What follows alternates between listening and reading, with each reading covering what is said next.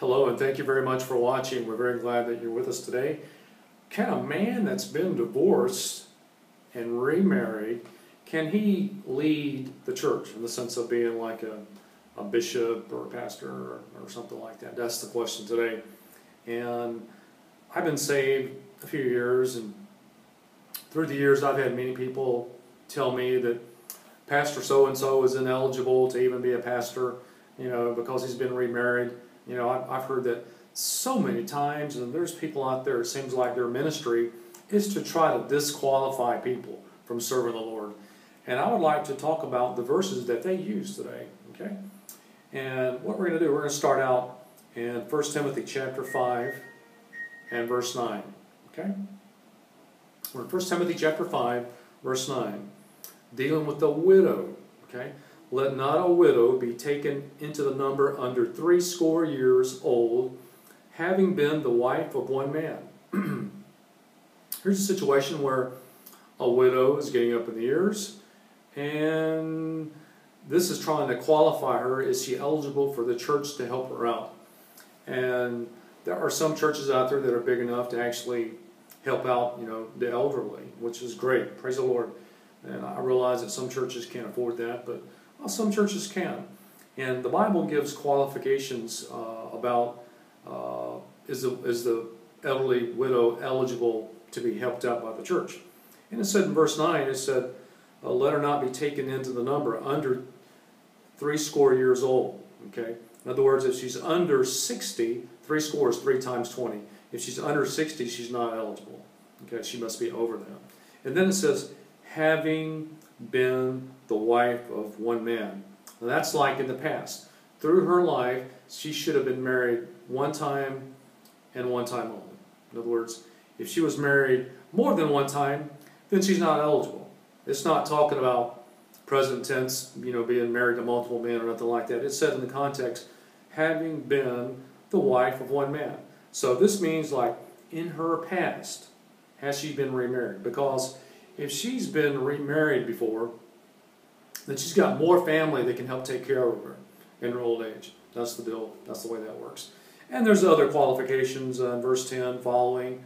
So anyway, with that in mind, now let's look at the qualifications to be a bishop. Okay, we're in the same book. We're going to 1 Timothy chapter 3 and verse 1.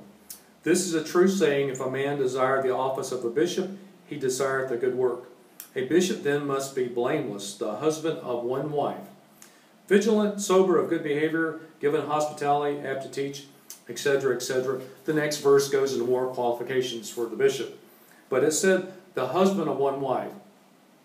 Notice it did not say this. It did not say having been, the husband of one wife.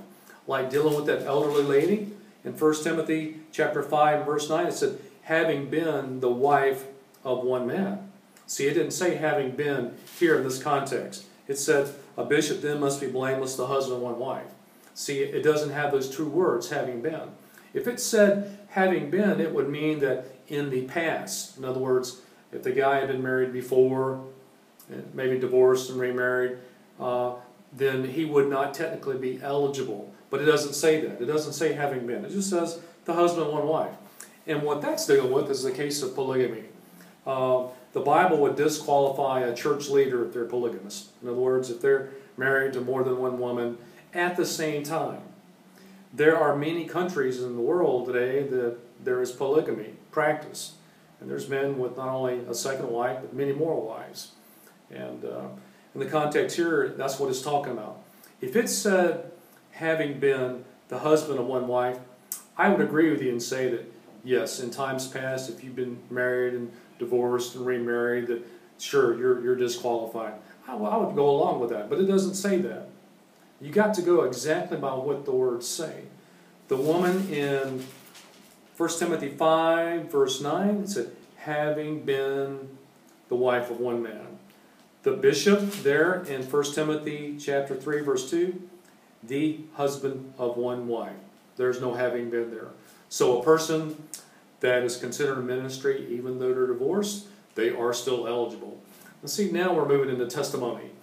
There's been guys that that got divorced when they were lost, and then years later they got born again and loved the Lord and serving the Lord, and the Lord's calling them for ministry, and there's a group of Pharisees on the side there that want to attack them and tell them that they're disqualified and they're not eligible for ministry and things like that. And of course we don't go along with that. And since I've been saved, I have met many people like that, and I have met many people that they believe their ministry was to disqualify other people in the ministry. See, that's not right. These things are not right at all. If God calls them, then God calls them. Whether they've been divorced or not, it doesn't matter. So anyway, this has been just a short little presentation about the qualification of a bishop in the sense of married before, that kind of thing. Hope this has been a blessing to you. Thank you very much for watching.